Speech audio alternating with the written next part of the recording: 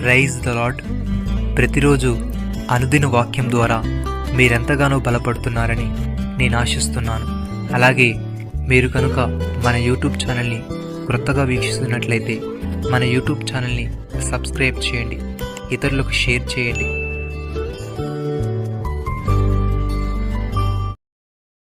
మేలు చేసిన వారు జీవ పునరుద్ధానమునకును, కీడు చేసిన వారు తీర్పు పునరుద్ధానమునకును బయటికి వచ్చెదరు.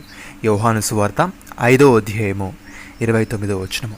ప్రియమైన సహోదరి సహోదరులారా, దేవుని అనుగ్రహము మారు మనసు పొందుటకు నిన్ను ప్రేరేపించుచున్నదని ఎరుగుక ఆయన అనుగ్రహైశ్వర్యమును, సహనమును, దీర్ఘశాంతమును తృణీకరించదువా. నీ కాఠిన్యమును మార్పు పొందని నీ హృదయమును అనుసరించి ఉగ్రత దినమందు, అనగా దేవుని న్యాయమైన తీర్పు బయలుపరచబడు దినమందు నీకు నీవే ఉగ్రతను సమకూర్చుకునొచ్చున్నావు. ఆయన ప్రతి వానికి వాని క్రియల చొప్పున ప్రతిఫలమిచ్చును. సత్క్రియను ఓపికగా చేయొచ్చు, మహిమను, ఘనతను, అక్షయతను వెతుకు వారికి నిత్య జీవమునిచ్చును. అయితే భేదములు పుట్టించి సత్యమునకు లోబడక దుర్నీతికి లోబడి వారి మీదికి దేవుని ఉగ్రతయు రౌద్రమును వచ్చును. సహోదరి సహోదరులారా, మోసపోకుడి. దేవుడు వెక్కిరింపబడడు. మనుషుడు ఏమి విత్తునో ఆ పంటే కోయును. ఎలాగనగా తన శరీరేచ్ఛలను బట్టి విత్తువాడు తన శరీరం నుండి క్షేమను పంట కోయును, ఆత్మను బట్టి విత్తువాడు ఆత్మ నుండి నిత్యజీవమును పంట కోయును. మనం మేలు చేటి యందు విసుకగా యుందము, మనం అలయక మేలు చేసితిమేమి, తగిన కాలమందు పంట కోతుము. పేతురు విధంగా అంటున్నాడు, ఆశీర్వాదమునకు వారసులగుటకు మీరు పిలువబడితే గనుక కీడుకు ప్రతికీడను, దూషణకు ప్రతిదూషణను చేయక దీవించుడి.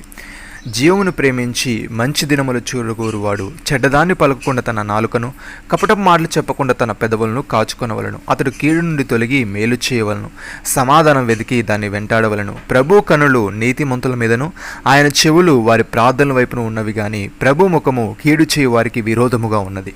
ప్రియమైన సహోదరి సహోదరులారా, మీకు బుద్ధి చెప్పుచున్న వారిని నిరాకరింపకుండానట్లు చూచుకునుడి. వారు భూమి మీద నుండి బుద్ధి చెప్పిన వారిని నిరాకరించినప్పుడు తప్పించకపోయిన ఎడల పరలోకము నుండి బుద్ధి చెప్పుచున్న వారిని విసర్జించు మనము తప్పించుకొనకపోవట మరి నిశ్చయము కదా. అప్పుడు ఆయన శబ్దము భూమిని చెలింపజేసాను గాని ఇప్పుడు నేను ఇంకొకసారి భూమిని మాత్రమే కాక ఆకాశమును కూడా కంపింపజేతును అని మాట ఇచ్చున్నాడు.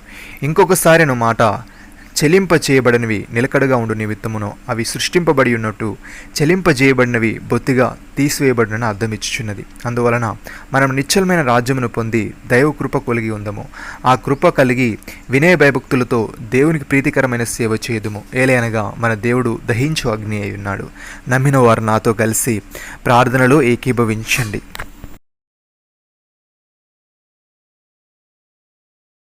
మమ్మల్ని మికిలిగా ప్రేమిస్తున్న మా ప్రియ పరలోకపు తండ్రి, మీరు మాకిచ్చిన ఈ వాగ్దానాన్ని బట్టి మీకు స్తోత్రములు. దేవా, మేము మా కాఠిన్యమును మార్పు పొందని మా హృదయమును అనుసరించి ఉగ్రత దినమందు, అనగా నీ న్యాయమైన తీర్పు బయలుపరచబడు దినమందు మాకు మేమే ఉగ్రతను సమకూర్చుకొనక సత్క్రియందు ఓపిక చేయొచ్చు, మహిమను, ఘనతను, అక్షయతను వెతుకుచు నీవిచ్చే నిత్య జీవనం పొందుకునే వారముగా ఉండుటకు సహాయము దయచేయమని, ఆశీర్వాదమునకు వారసులమగుటకు మేము పిలువబడితిమి గనుక కీడుకు ప్రతి కీడైనను, దూషణకు ప్రతి దూషణను చేయక దీవించి చెడ్డదాన్ని పలకకుండా మా నాలుకను, కపటపు మాటలు పలకకుండా మా పెదవులను కాచుకునే వారముగా ఉండుటకు కృపచూపమని ప్రభువైన యేసుక్రీస్తు నామములో ప్రార్థిస్తున్నాము తండ్రి.